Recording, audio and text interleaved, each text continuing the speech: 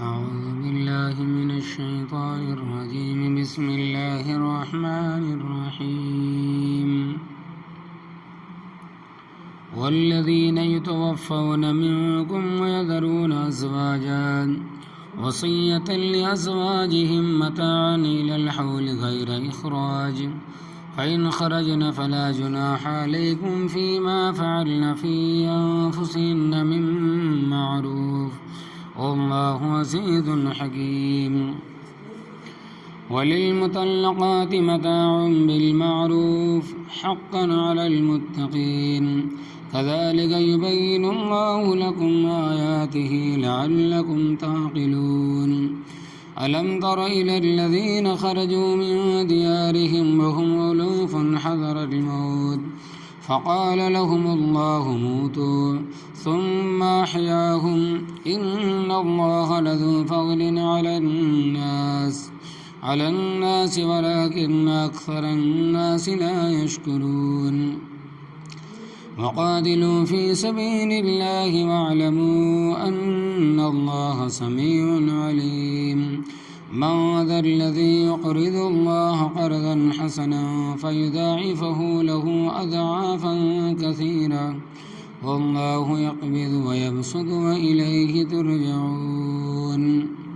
ترجمہ: والذین، اور وہ لوگ، یتوفون، جن کو وفات دی جاتی ہے، منکم، تم میں سے، ویذرون، اور چھوڑ جاتے ہیں، ازواجا، بیویاں، وصیتاً، وہ وصیت کر جائیں، لازواجہم، اپنی بیویوں کے حق میں، متاعاً، فائدہ، الی الحول، 1 سال تک، غیر اخراج، کہ ان کو نہ نکالا جائے گھر سے، فإن خرجنا، پس اگر وہ نکلے، فلا جناح علیکم، تو کوئی گناہ نہیں ہے تم پر، فیما فعلنا، اس کاروائی میں جو وہ کرتی ہے، فی انفسہن، اپنی جانوں کے بارے میں، من معروف، اچھے طریقے سے، واللہ، اور اللہ تبارک و تعالی، عزیز حکیم، غالب ہے، حکمت والا ہے.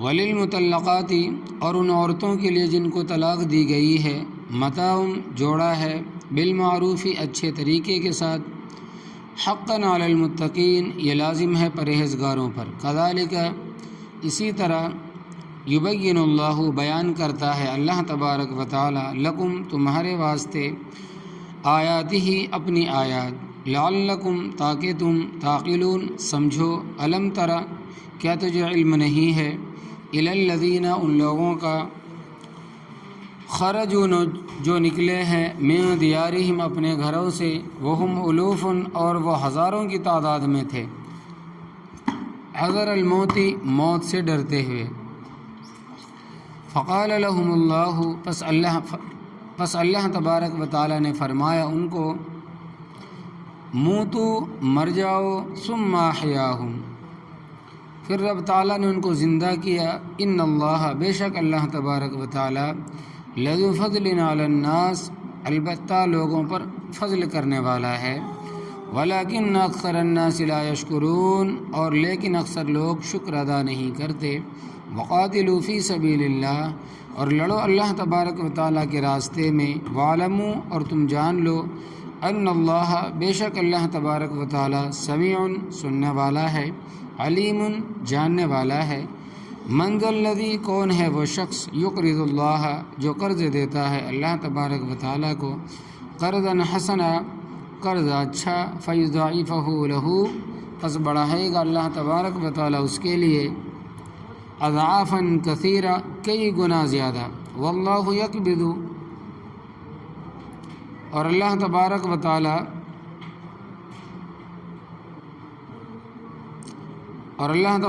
تعالیٰ، ہی رزق تنگ کرتا ہے، وَيَبْسُطُ، اور رزق کشادہ کرتا ہے، وَإِلَيْهِ تُرْجَعُونَ، اور اسی کی طرف تم لوٹائے جاؤ گے.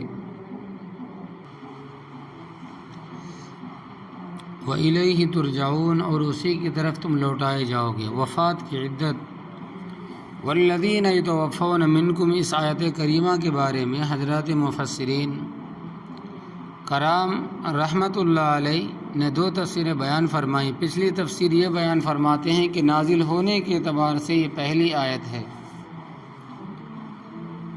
اور جو تم پڑھ چکے ہو وفات کی عدت 4 مہینے 10 دن ہے، وہ آیت بعد میں نازل ہوئی ہے. جو قرآن کریم کی آیت نازل ہوتی تھی حضرت صلی اللہ علیہ وسلم صحابہ کرام رضی اللہ عنہم کو حکم دیتے تھے کہ اس آیت کو فلاں آیت سے پہلے اور فلاں آیت کے بعد جوڑ دو۔ چونکہ قرآن کریم اکٹھا نازل نہیں ہوا بلکہ تھوڑا تھوڑا نازل ہوتا رہا ہے، تو پہلے عدت تھی 1 سال، یعنی اگر کسی عورت کا خاوند فوت ہو جاتا تھا تو شروع میں اس کی عدت 1 سال تھی۔ اس کے بعد پھر آیت کریمہ نازل ہوئی جس میں حکم ہے کہ جس عورت کا خاوند فوت ہو جائے، وہ عورت حاملہ نہ ہو تو اس کی عدت ہے 4 مہینے 10 دن۔ تو اس تفسیر کی رو سے یہ آیت پہلے نازل ہوئی اور پڑھنے میں بعد میں ہے، اور اب اس کا حکم منسوخ ہو چکا ہے۔ دوسری تفسیر یہ بیان فرماتے ہیں کہ یہ آیت منسوخ نہیں ہوئی، البتہ اس میں الگ حکم بیان ہوا ہے، اور یہ بات تم پہلے پڑھ چکے ہو کہ دوران عدت نکاح کا پیغام دینا حرام اور نکاح پڑھنا بھی حرام، عدت چاہے طلاق کی ہو یا وفات کی ہو۔ اور اس آیت میں حکم یہ ہے کہ جو آدمی مر جائے اور اپنے رشتہ داروں کو وصیت کر جائے کہ میری بیوی کو 1 سال تک گھر سے نہیں نکالنا، کیونکہ ضروری تو نہیں ہے کہ 4 ماہ 10 دن گزرنے کے فوراً بعد رشتہ مل جائے، اس واسطے 1 سال اس کو سوچنے سمجھنے کا موقع دو۔ ہمارے ہاں رواج کچھ اور ہے، اسلامی اس رواج سے سختی کے ساتھ انکار کرتا ہے۔ وہ رواج یہ ہے کہ مثال کے طور پر کوئی عورت بیوہ ہو جائے کم عمری میں، تو بہت کم ایسے مواقع ہے کہ اس کے آگے رشتہ ہو جائے، حالانکہ اسلام یہ کہتا ہے کہ جس وقت کسی عورت کو طلاق مل جائے یا اس کا خاوند فوت ہو جائے اور عدت گزر جائے تو اس کو اس طرح گھر رکھنا جائز نہیں یہاں تک کہ اس کی آگے شادی ہو جائے، کیونکہ انسان ہے اور طرح طرح کی غلطیاں ہو سکتی ہیں، لہذا اسلام نے غلطی سے بچانے کے لیے حکم دیا ہے کہ نکاح کر لے۔ ہاں اگر کوئی عورت بہت بوڑھی ہے، وہ نکاح کی حد سے گزر گئی ہے، تو اس کا مسئلہ جدا ہے۔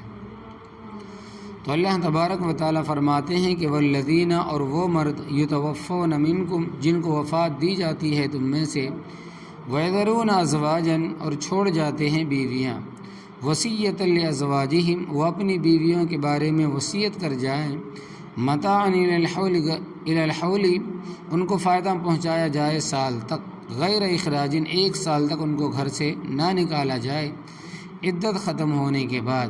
فَإِنْ خَرَجْنَا، پس اگر وہ اپنی مرضی سے نکل جائیں، فَلَا جُنَاحَ عَلَيْكُمْ، پس کوئی گناہ نہیں ہے تم پر، یعنی عدت کے ختم ہونے کے بعد اگر وہ عورت کہیں اور جانا چاہتی ہے تو کوئی حرج نہیں، تم ان کو نہ روکو، فِيمَا فَعَلْنَ فِي أَنفُسِهِنَّ، اس کارروائی کے بارے میں جو وہ عورتیں اپنی جان کے بارے میں کریں، یعنی اگر وہ کسی جگہ رشتہ کا سلسلہ جوڑتی ہے تو کوئی حرج نہیں، لیکن من معروف، بھلائی سے، قاعدے کے مطابق، مطلب یہ ہے کہ وہ جو تعلق جوڑیں وہ بھلائی کا ہو، برائی کا نہ ہو۔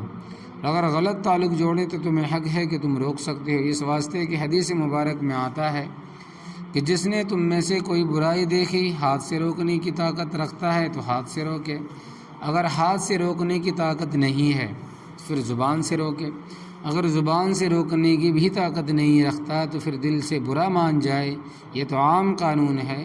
اور اگر رشتہ داری ہو تو پھر برائی سے روکنا زیادہ اہم ہے، مثلا کسی کی بھابھی ہے یا کسی کی بہو بیٹی ہے اور وہ کسی کے ساتھ ناجائز تعلق بناتی ہے تو تمہیں حق پہنچتا ہے کہ اس کو روکو، اس واسطے کہ اللہ تبارک و تعالیٰ نے معروف کی قید لگائی ہے کہ عدت گزارنے کے بعد وہ کہیں اپنا تعلق جوڑنا چاہیں تو اجازت ہے، کوئی گناہ نہیں ہے، مگر وہ جو جائز اور صحیح اور معقول طریقے سے ہو۔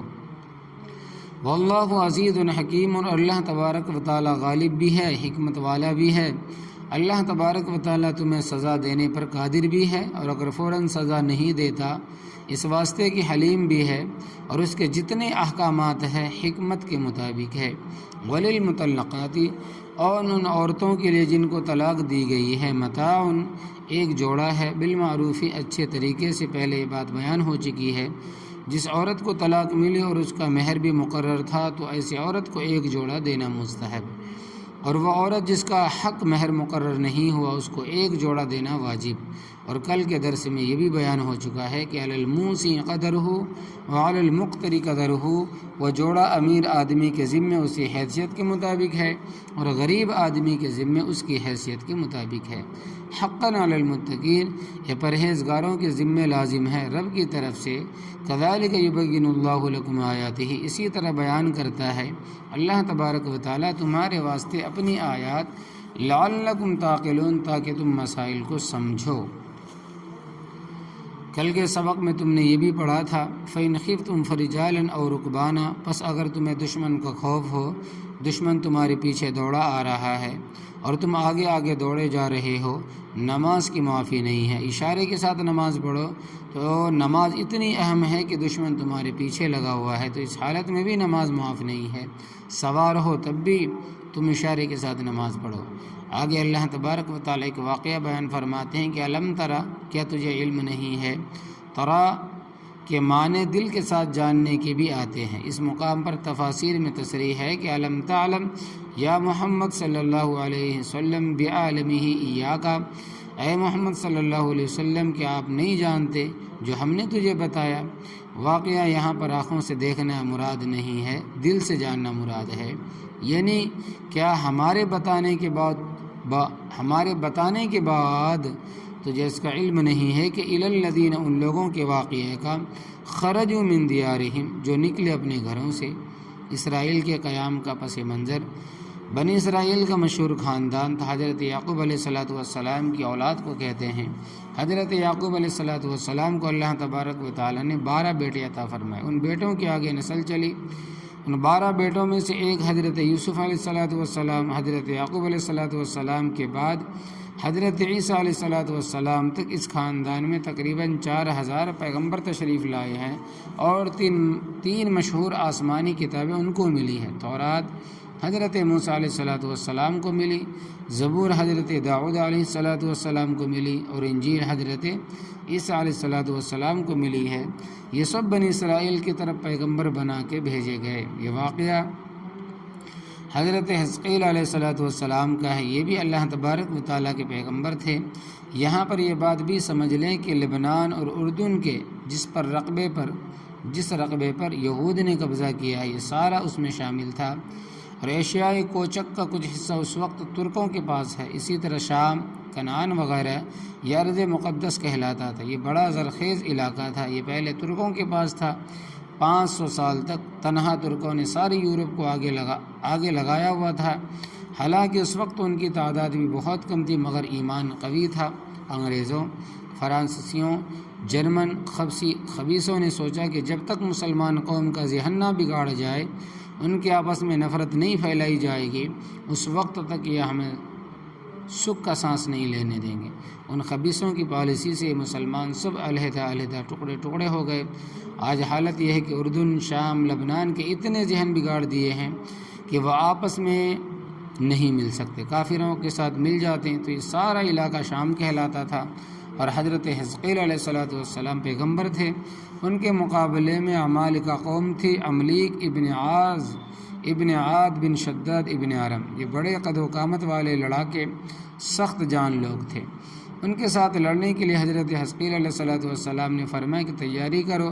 قوم نے کہ حضرت وہ بڑے زور آور لوگ ہیں، ہمیں وہی مار دیں گے۔ کئی ہزار لوگ تھے۔ قرآن پاک میں الوف ان کے لفظ ہے، تفسیروں میں 4000 کا ذکر بھی ہے، 8000 کا ذکر بھی ہے، 10,000 کا ذکر بھی ہے، 20,000، 40,000، 70,000 تک کا ذکر ہے۔ تو حضرت حزقیل علیہ السلام نے ان کو جہاد کا فرمایا کہ گھروں سے نکل کر جنگلوں میں بھاگ گئے۔ اللہ تبارک و تعالی نے ان پر موت مسلط فرما دی، ہزاروں کی تعداد میں لوگ مر گئے اور مسلسل 8 دن مرے رہے۔ حضرت حزقیل علیہ السلام کی برکت سے پھر وہ زندہ ہوئے۔ تو اللہ تبارک و تعالی نے یہ بات سمجھائی کہ جہاد کرنے سے موت نہیں آتی، اور بھاگنے سے آدمی موت سے نہیں بچ سکتا۔ حضرت خالد بن ولید رضی اللہ تعالیٰ عنہ کا تعارف ہے، وہ حضرت خالد بن ولید رضی اللہ تعالیٰ عنہ کا وقت وفات۔ حضرت خالد بن ولید رضی اللہ تعالیٰ عنہ شام کے ملک میں حمص نامی ایک شہر ہے، وہاں ان کی قبر ہے۔ جس وقت وہ بیمار ہے اور ساتھی ان کی ملاقات کے لیے آئے تو وہ بہت روئے۔ ساتھی کہتے حضرت کل نفس ذائقۃ الموت، موت تو سب نے چکھنی ہے، اس سے چارہ نہیں ہے، تم کیوں اتنے پریشان ہو؟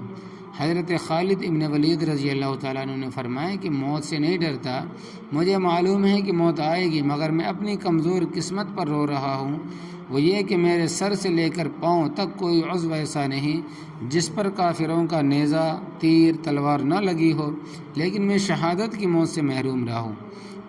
اموت کموتی، اموت کموت الحماری، جس طرح گدھا اپنے قلعے پر مرتا ہے، قلعہ مطلب کھٹے پر مرتا ہے، اسی طرح اپنی چارپائی پر مر رہا ہوں۔ تو دیکھو، جس کو میدان میں موت نہیں آنی تھی اس کو سر سے پاؤں تک زخم آئی مگر موت نہیں آئی۔ بخاری شریف میں ایک روایت آتی ہے کہ مدعم نامی ایک غلام تھا، بڑا فرتیلا، چست چالاک۔ اس کی ڈیوٹی تھی کہ آپ صلی اللہ علیہ وسلم کے کجاوے پر سامان رکھنا، باندھنا، اتارنا۔ خیبر کی لڑائی جب ختم ہوئی اور واپس آ رہے تھے، راستے میں ایک باغ تھا، وہاں پر اب انہوں نے پڑاؤ ڈالا، اچانک ان کو ایک تیر لگا اور مدھم فوت ہو گیا۔ لوگوں نے کہا کہ ہنی اللہ الشہادت، اس کو شہادت مبارک ہو۔ حضرت صلی اللہ علیہ وسلم نے فرمایا کہ ہرگز یہ شہید نہیں ہے۔ کلا والذی نفسی بیدہ، مجھے قسم اس ذات کی جس کے قبضے میں میری جان ہے، اس نے غنیمت کے مال میں سے ایک کمبل چرایا تھا، اس نے غنیمت کے مال میں سے ایک کمبل چرایا تھا، وہ آگ کے شعلے بن کر اس کو لپٹے گا۔ لوگوں نے کہا حضرت غنیمت کے مال میں سے تقسیم سے پہلے ہم نے کچھ چیزیں لی ہے۔ فرمایا کہ شراکن فی الناری او شراکین فی الناری، اگر کسی نے ایک تسمہ جوتے کا لیا ہے تو وہ جہنم میں رہ جائے گا، اور اگر کسی نے 2 تسمے لیے تو وہ بھی دوزخ میں رہ جائے گا۔ حالانکہ یہ وہ شخص تھا جو آپ صلی اللہ علیہ وسلم کی سواری کو اٹھاتا تھا، بٹھاتا تھا، باندھتا تھا، کجاوا کستا تھا، سامان رکھتا تھا، اتارتا تھا۔ اور یہاں تو کارخانے بھی غائب ہو جاتے ہیں، دکانیں غائب ہو جاتی ہے، جائیدادیں غائب ہو جاتی ہے، اور ہم اس بات کو کچھ نہیں سمجھتے۔ یاد رکھنا،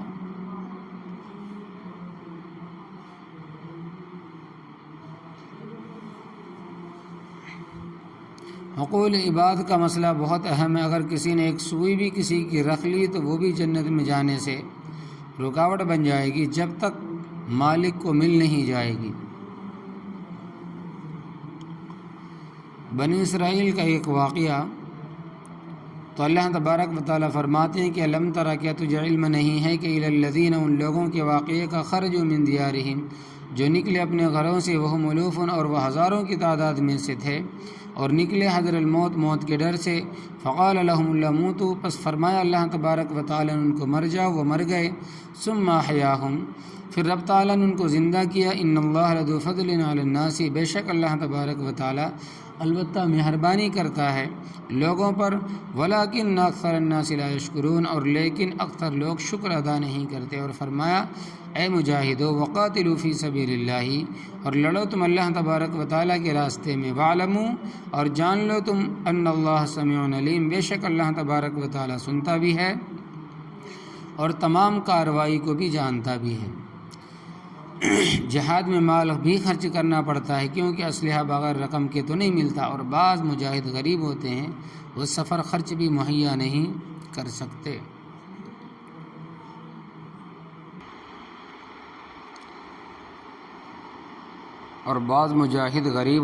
وہ سفر خرچ بھی مہیا نہیں کر سکتے۔ اس واسطے رب تعالیٰ نے فرمایا کہ من ذا الذی، کون ہے وہ شخص، یقرض اللہ قرضا حسنا، جو اللہ تبارک و تعالیٰ کو اچھا قرض دے، یعنی جو وہ اللہ تبارک و تعالیٰ کے راستے میں خرچ کرے گا، یوں سمجھو کہ رب کو قرض دیا ہے اور قرض واپسی ضرور آتا ہے، لہذا جو خرچ کرو گے اس کا تمہیں بدلہ ضرور ملے گا۔ فیضاعفہ لہ اضعافا کثیرۃ، پس اللہ تبارک و تعالیٰ اس کے لیے بڑھائے گا بڑھانا کئی گنا۔ اللہ تبارک و تعالیٰ کے راستے میں جو خرچ کیا جاتا ہے اس کا ادنا ترین بدلہ 700۔ واللہ یضاعف لمن یشاء، اللہ تبارک و تعالیٰ بڑھاتا ہے جس کے لیے چاہتا ہے۔ دیکھو، ایک آدمی گھر میں بیٹھتا ہے اور کہتا ہے سبحان اللہ، تو اس کو 10 نیکیاں ملتی ہیں، اور ایک آدمی اللہ تبارک و تعالیٰ کے راستے میں نکلا ہوا کہتا ہے سبحان اللہ، تو اس کو 700 نیکیاں ملتی ہیں۔ اسی طرح گھر سے نکلا، راستے میں کوئی آدمی ملا، اس نے کہا السلام علیکم، تو اس کو 10 نیکیاں ملتی ہے۔ وعلیکم السلام کہا تو 10 نیکیاں ہیں، لیکن اگر اللہ تبارک و تعالیٰ کے راستے میں نکلا ہوا ہے اور کسی کو کہتا ہے السلام علیکم تو اس کو 700 نیکیاں ملتی ہیں، اور کسی کو سلام کا جواب دیتا ہے وعلیکم السلام تو ادنا ترین 700 نیکیاں ہیں۔ واللہ یضاعف لمن یشاء، یاد رکھنا نیکی کی مدت تو بہت ہے لیکن ہمارے اندر کمی ہے۔ رب کی رحمت بڑی وسیع ہے اور اس کے خزانوں میں کسی قسم کی کمی نہیں ہے۔ واللہ یقبض و یبسط، اور اللہ تبارک و تعالیٰ ہی رزق تنگ کرتا ہے اور کشادہ کرتا ہے، سب اسی کے اختیار میں ہے۔ اللہ تبارک و تعالیٰ نے یہ اختیار کسی کو نہیں دیا، نہ تو اللہ تبارک و تعالیٰ کے راستے میں خرچ کرنے سے مال گھٹتا ہے اور نہ ہاتھ کھینچ لینے سے مال بڑھے گا۔ وَإِلَيْهِ تُرْجَعُونَ، اور اسی کی طرف تم لوٹائے جاؤ گے، لہٰذا اللہ تبارک و تعالیٰ کو راضی کر لو تاکہ آگے چل کر شرمندگی نہ ہو۔ اللہ تبارک و تعالیٰ عمل کرنے کی توفیق عطا فرمائے۔